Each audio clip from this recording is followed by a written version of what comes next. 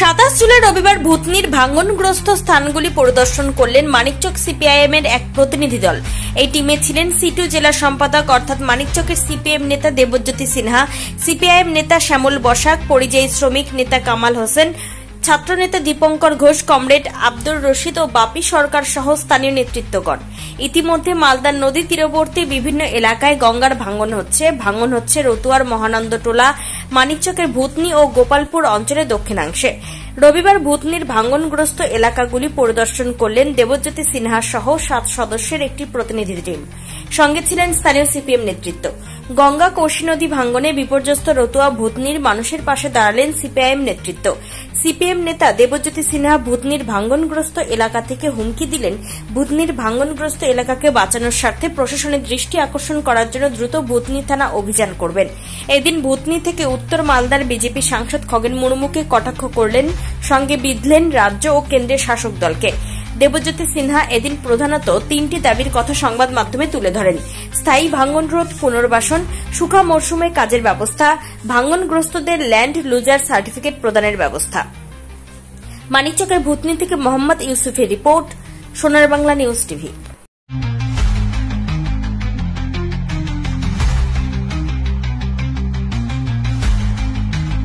ভাঙন বর্ষা এলে নিত্য নৈমিত্তিক ব্যাপার হয়ে গেছে এবং ভাঙনের স্থায়ী রোধ তার সাথে পুনর্বাসন এই নিয়ে লাল ঝান্ডা দীর্ঘদিন লড়াই করছে। যখন রাজ্যে বামফ্রন্ট সরকার ছিল আর দিল্লিতে হচ্ছে যুক্ত ফ্রন্ট সরকার ছিল, দেবেগৌড়া প্রধানমন্ত্রী, কিছু কাজ যে গঙ্গা যেহেতু জাতীয় নদী, সমস্যাটাকে জাতীয় সমস্যা হিসেবে চিহ্নিত করে একটা ভূমিকা নিয়েছে। তারপর কিছুদিন পরেই সরকারটা পড়ে যায়, সবাই জানে। একটা বঞ্চনা এবং অবহেলার দীর্ঘ ইতিহাস আছে। আমরা যেখানে দাঁড়িয়ে আছি এটাকে কোশি নদী বলে, স্থানীয় নাম। পশ্চিম রতনপুর গ্রামে আছি। এই কোশি নদীর এপারটা হচ্ছে ভূতনি এলাকা। রতুয়া 1 গ্রাম পঞ্চায়েতের 4টা বুথ আছে।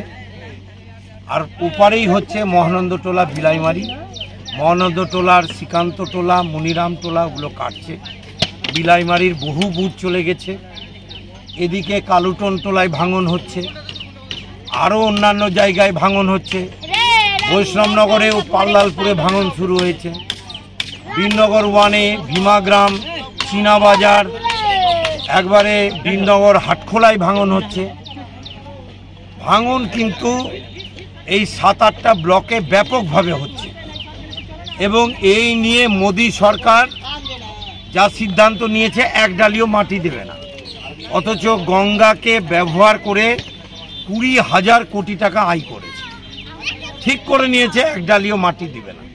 এই এলাকার সাংসদ বিজেপির খগেন মুর্মু, তিনি এখানে ওই লঞ্চে করে ঘাটে ফেরি করতে আসেন, দেখতে আসেন, কোনো কাজ নাই। এখান থেকে গিয়ে মালদায় বলবেন, কি বলবেন?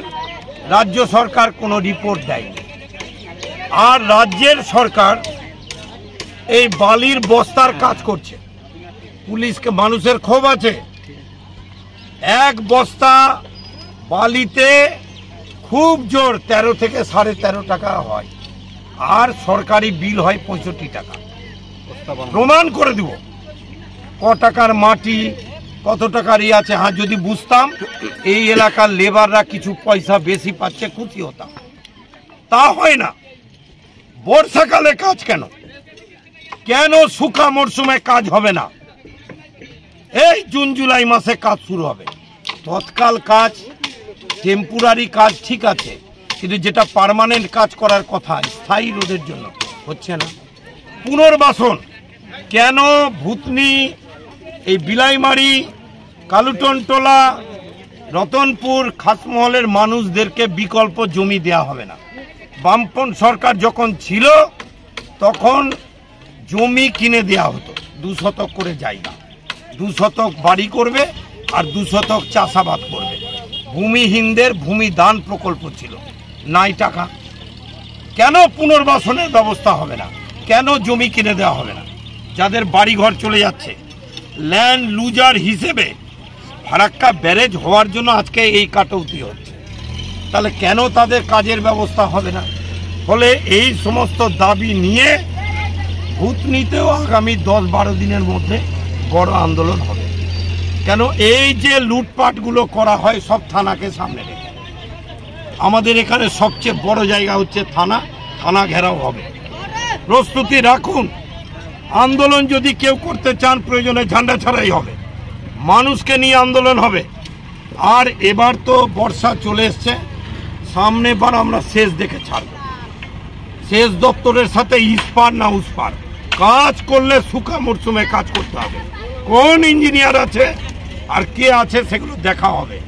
ফলে এই টাকাগুলো কোথায় যায়? ওই সেচ মন্ত্রীকে আসতে বলেন না, একবার এখানে আসবে না, ডিএমকে পাঠাচ্ছেন, প্রশাসনিক আধিকারিকদের পাঠাচ্ছেন, ঠিকাদারদের দোষ দিয়ে লাভ কি আছে? টাকা পয়সা পাচ্ছে, তারা কাজকর্ম করছে, কিন্তু এখানকার মানুষদেরও দোষ দিয়ে লাভ নাই। ফলে স্থায়ী রোড, পুনর্বাসন, বিকল্প জমি, আমি অনুরোধ করব ডিএম সাহেবকে বিকল্প জমি খুঁজুন, পুনর্বাসনের ব্যবস্থা করুন। প্রয়োজনে যা টাকা, এই যে বাড়ি, আপনি মুখ্যমন্ত্রী মমতা ব্যানার্জি গীতাঞ্জলির জন্য ঘরের টাকা দিতে পারেন, তাহলে এই যে ভাঙনে যাদের বাড়ি চলে যাচ্ছে, কেন বিধানসভায় আইন এনে যাদের বাড়ি চলে যাচ্ছে তাদেরকে বাড়ির টাকা দিবেন না? তখন বলবেন নামের তালিকা নাই, লিস্ট নাই। কেন? আপনাকে বিধানসভায় আইন আনতে হবে। এই আন্দোলন করবে, নির্বাচন আসছে, মানুষকে বলবো এই দুই সরকারকে উপরে তুলে, এই বিজেপি আর তৃণমূল ধর্ম নিয়ে রাজনীতি করে, মানুষকে ভাগ করে, আর আমরা মানুষকে ঐক্যবদ্ধ করে ভুতনির মানুষকে বাঁচানোর স্বার্থে। খালি ভুতনি না, গঙ্গা ফুলহরের দূরত্ব 700 মিটার থেকে গেছে এই যে জায়গায় আছে। যদি গঙ্গা ফুলহরে মিশে যায়, Nurpur, Najirpur, Mathurapur, Ratua 2 block, Manikchak block, Englishbazar block, এমনকি শহর প্রত্যেক বছর ঢুকবে। এটা বুঝতে হবে। মোদি মমতার ঘুম ভাঙাতে গেলে বামপন্থীদের একমাত্র রাস্তা হচ্ছে মানুষকে নিয়ে লড়াই করতে হবে। আগামী 10-12 দিনের মধ্যে ভূতনিতে আমরা প্রশাসনিক সবচেয়ে বড় জায়গা আছে থানা, এই থানাতে আমরা অভিযান করব, তার কর্মসূচি আমরা নিচ্ছি। শেষ দেখে আমাদের ছাড়তে হবে, কারণ মানুষের চোখের জল এই যে হচ্ছে, এই নির্বাচিত বিধায়ক এখন তার টনক নড়েছেন, বলছে আজকে যাব। উনি তো ওই বিকেলবেলা আসেন আর সন্ধেবেলা টাকা পয়সা নিয়ে উনি বাড়ি চলে যান, এছাড়া তো ওনার অন্য কোনো কাজ নাই। উনি পারবেন না, উনি ব্যর্থ। বলে আমাদেরকেই, মানুষকেই বুঝে নিতে হবে এ লড়াই কি করে আমরা